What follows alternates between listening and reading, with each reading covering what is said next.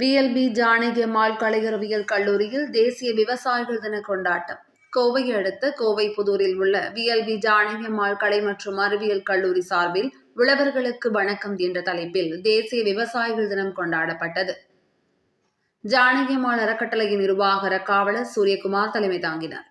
விழாவில் தமிழ்நாடு விவசாயிகள் சங்க மாவட்ட தலைவர் சு பழனிசாமி, மாவட்ட துணைத் தலைவர் பெரியசாமி, கீரைக்கடை வெஞ்சர்ஸ் நிறுவனத்தின் நிறுவனர் ஸ்ரீராம் பிரசாத், போத்தீஸ் ரீட்டைல் நிறுவன மேற்கு மண்டல துணைத் தலைவர் சக்தி நாராயணன், ஆலாந்துறை பேரூராட்சி தலைவர் Manimegalai Ramamoorthy, rotary club of Coimbatore delight K Arul, Thai Tamil academy நிறுவனர் மற்றும் தலைவர் எஸ் பால்ராஜ் ஆகியோர் சிறப்புரையாற்றினர்.